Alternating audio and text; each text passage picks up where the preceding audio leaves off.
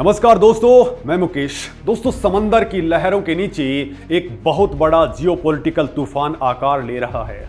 एक ऐसा खेल जिसने रातों रात दुनिया के सबसे ताकतवर देशों की नींद उड़ा दी है। ऐसे में दोस्तों, आखिर ऐसा क्या हुआ है कि अमेरिका को अचानक अपने सबसे बड़े दुश्मन ईरान के आगे झुकना पड़ गया है? और इससे भी बड़ा सवाल यह है कि इस ग्लोबल शतरंज की बिसात पर भारत के लिए अचानक से एक बहुत बड़ा जैकपॉट कैसे खुल गया है। कैसे भारत के लिए ऐसी खबर सामने आ गई है जो करोड़ों भारतीयों का दिन बना देगी। और दोस्तों, क्या ये महज एक इत्तेफाक है या फिर एक सोची समझी रणनीति का हिस्सा? जो बात दोस्तों सामने आ रही है, असली खेल उससे कहीं ज्यादा बड़ा है। तो दोस्तों, ताज़ा कहानी शुरू होती है स्विट्जरलैंड के उन बंद कमरों की मुलाकातों से, जहां अमेरिका और ईरान के बीच में कुछ ऐसा हुआ जिसकी भनक दुनिया को बहुत देर से लगी। दोस्तों, अमेरिका ने अचानक से ईरान पर लगे कड़े तेल प्रतिबंधों के अंदर 60 दिनों की एक बड़ी छूट का ऐलान किया है। इससे एक सामान्य कूटनीतिक कदम समझने की भूल बिल्कुल नहीं की जा सकती है। ये ग्लोबल ऑर्डर और पावर बैलेंस को रीसेट करने का एक बहुत बड़ा सिग्नल है। ट्रेजरी विभाग ने ईरान जनरल लाइसेंस एक्ट जारी करके दुनिया भर के ट्रेडर्स को चौंका दिया है। इस लाइसेंस के तहत 21 अगस्त तक ईरान से निकलने वाले कच्चे तेल, पेट्रोकेमिकल और दूसरे अन्य पेट्रोलियम उत्पादों की डिलीवरी और बिक्री की पूरी तरह से अनुमति दी गई है। दोस्तों, सालों से जिस ईरानी तेल की एक बूंद भी आधिकारिक तौर पर नहीं बिक सकती थी, आज उसके लिए दरवाजे खोल दिए गए हैं। लेकिन असली सवाल यहीं से शुरू होता है कि अमेरिका ने यह कदम उठाया क्यों? क्या अमेरिका अचानक ईरान का दोस्त बन गया है? तो दोस्तों, ऐसा बिल्कुल भी नहीं है। इसके पीछे का जियोपॉलिटिकल लॉजिक पूरी तरह से रणनीतिक मजबूरी और वैश्विक सप्लाई चेन को बचाने की जद्दोजहद से जुड़ा है। मध्य पूर्व के अंदर जो हालात बने हुए हैं, उसने अंतर्राष्ट्रीय सिक्योरिटी आर्किटेक्चर को पूरी तरह से बदल कर रख दिया है। अमेरिकी उपराष्ट्रपति जेडी वेंस ने भी माना है कि स्विट्जरलैंड के अंदर चल रही शांति वार्ता में काफी अच्छी प्रगति हुई है।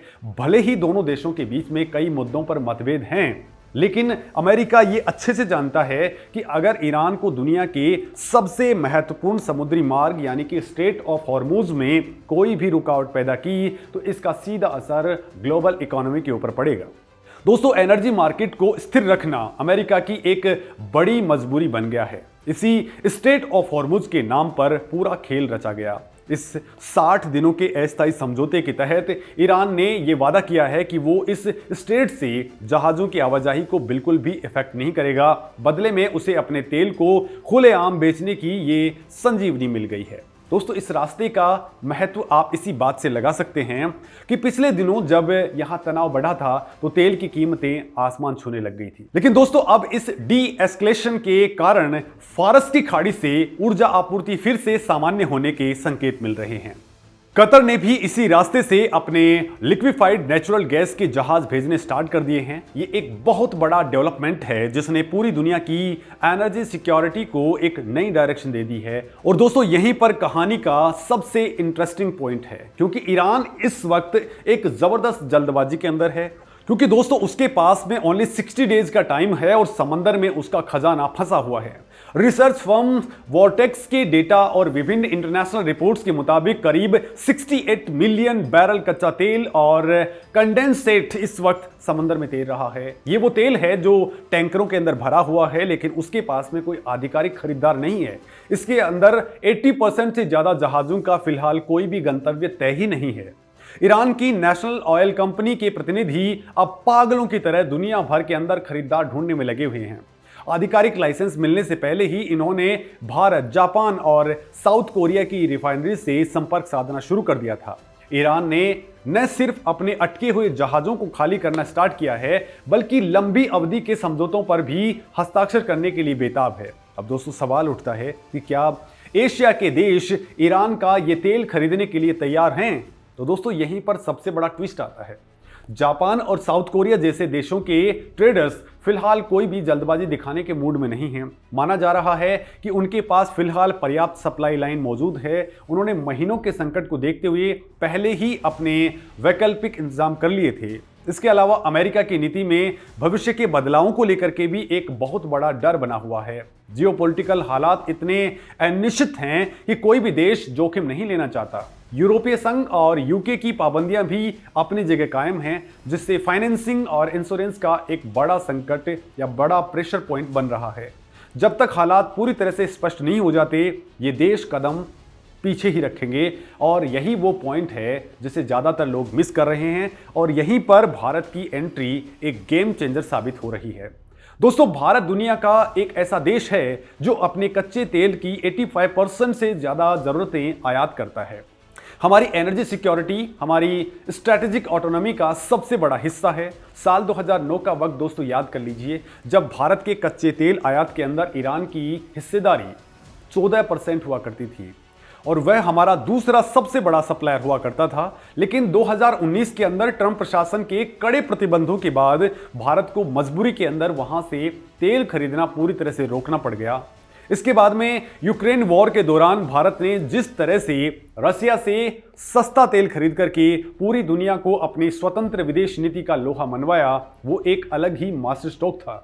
दोस्तों, अब ईरान का दरवाजा फिर से खुलना भारत के लिए एक और बड़ा अवसर है। आमतौर पर भारतीय रिफाइनरियां प्रतिबंध वाले विवादित कच्चे तेल को लेने से बचती हैं, लेकिन ईरान के मामले में हमारी भौगोलिक स्थिति हमें एक बहुत बड़ा एडवांटेज देती है। ईरान से भारत की दूरी इतनी कम है कि कुछ शिपमेंट सिर्फ 2 या 3 दिनों के अंदर हमारी रिफाइनरीज तक पहुंच सकते हैं।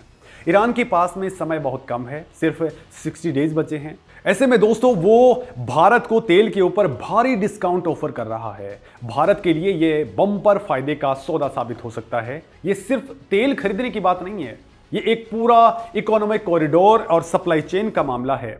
भारत और ईरान के बीच जो पिछले कुछ वक्त से संबंधों के अंदर हल्की सी गिरावट देखी जा रही थी, उसे भी इस मौके के जरिए सुधारा जा सकता है।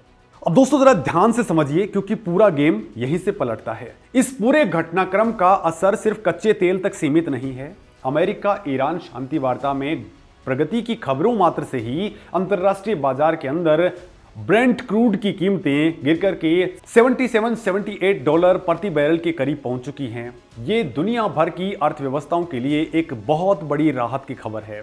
इससे भारत के अंदर भी महंगाई पर लगाम कसने में मदद मिलेगी, लेकिन इससे भी बड़ी राहत भारत के रसोई गैस उपभोक्ताओं के लिए आई है। हॉर्मुज के अंदर तनाव कम होने की वजह से खाड़ी देशों से एलपीजी के टैंकर भी भारत की तरफ लगातार बढ़ चले हैं। रिपोर्ट्स के मुताबिक दोस्तों, ईरान संकट के कारण 4 महीनों से हॉर्मुज में फंसे हुए बड़े जहाज अब भारत के लिए रवाना हो चुके हैं। बड़ी बात यह है कि इस वक्त कुल 11 जहाज तेल और गैस लेकर के भारत के लिए आ रहे हैं। इसके अलावा अल्जीरिया से भी एक बड़ा जहाज भारतीय समुद्री सीमा में प्रवेश कर चुका है और जल्द ही वो हमारे पोर्ट्स के ऊपर पहुंच जाएगा। दोस्तों, इन तमाम जहाज़ों के भारत आने से देश की रसोई गैस सप्लाई को एक ज़बरदस्त बूस्ट मिलेगा। ये दिखाता है कि कैसे एक जियोपॉलिटिकल फैसला सीधे आम आदमी की रसोई तक असर डालता है। अमेरिका का एक कदम और हॉर्मुज स्ट्रेट का खुलना भारत के पूरे एनर्जी इकोसिस्टम के लिए एक संजीवनी साबित हो रहा है।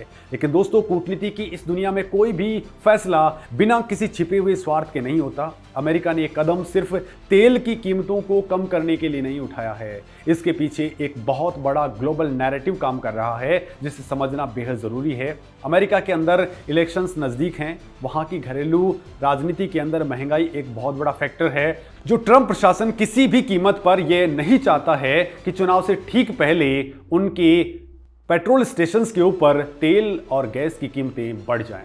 इसके अलावा दोस्तों, मध्य पूर्व के अंदर इजराइल और लेबनान के बीच जो तनाव चल रहा है, अमेरिका उसे एक बड़े क्षेत्रीय युद्ध में बदलने से रोकना चाहता है। ईरान को ये आर्थिक राहत देकर के अमेरिका ने दरअसल एक कूटनीतिक दांव खेला है। अमेरिका ये देख रहा है कि ईरान इस छूट के बदले में अंतर्राष्ट्रीय परमाणु निरीक्षकों के साथ में कैसा बिहेवियर करता है। हालांकि इस मुद्दे पर भी एक इंटेलिजेंस इनपुट वॉर चल रही है। अमेरिकी नेताओं का दावा है कि ईरान निरीक्षकों को आने देने पर सहमत हो गया है, जबकि तेहरान ने इस दावे पर कड़ाई से खंडन किया है। दोस्तों, जो बात सामने दिख रही है, असली खेल उससे कहीं बड़ा है, क्योंकि 21 अगस्त के बाद में सब कुछ सामान्य हो जाएगा, ऐसा नहीं कहा जा सकता है। और दोस्तों, यहीं पर भविष्य का सबसे बड़ा सस्पेंस छिपा हुआ है। 60 दिन की ये विंडो एक टेस्ट की तरह है। अगर ईरान ने अपनी सीमाएं पार नहीं की और ग्लोबल सप्लाई चेन को बाधित नहीं किया तो हो सकता है कि इस छूट को आगे भी बढ़ा दिया जाए। लेकिन अगर ईरान ने इस पैसे का इस्तेमाल अपने डिफेंस इकोसिस्टम को तेज करने के अंदर किया तो अमेरिका और भी ज्यादा भयानक प्रतिबंधों के साथ में वापस लौटेगा। इस पूरे सिनेरियो के अंदर भारत को बहुत ही संभल करके कदम आगे बढ़ाने की जरूरत होगी। दोस्तों, एक तरफ हमें अपनी ऊर्जा जरूरतों को पूरा करने के लिए सस्ता तेल चाहिए तो दूसरी तरफ हमें अमेरिका के साथ अपनी रणनीतिक साझेदारी को भी बैलेंस करना है। भारत की विदेश नीति हमेशा से अपने राष्ट्रीय हितों को सर्वोपरि रखने की रही है। भारत ने पिछले कुछ सालों के अंदर जिस तरह से ग्लोबल क्राइसिस के बीच भी अपनी इकोनॉमी को संभाला है वो पूरी दुनिया के लिए एक केस स्टडी बन गया है। अब ईरान के इस नए ऑफर को भारत कैसे अपने फायदे के लिए इस्तेमाल करता है ये देखना सबके लिए दिलचस्प होगा। दोस्तों, इस विवाद पर कोई किसी का सगा नहीं होता है, यहां सिर्फ नेशनल इंटरेस्ट इंपॉर्टेंट होता है। ईरान की मजबूरी, अमेरिका की कूटनीति और भारत का फायदा, ये तीनों चीजें इस वक्त एक ही धागे के अंदर बंधी हुई हैं। ये सिर्फ कुछ बैरल तेल का सौदा नहीं है, ये सत्ता, शक्ति और सर्वाइवल की लड़ाई है। तो दोस्तों, इस पूरे जियोपॉलिटिकल खेल पर आपकी क्या राय है? क्या भारत को अमेरिका की परवाह किए बिना ईरान से भारी मात्रा में तेल खरीद लेना चाहिए? अपनी राय जरूर दें। नमस्कार दोस्तों।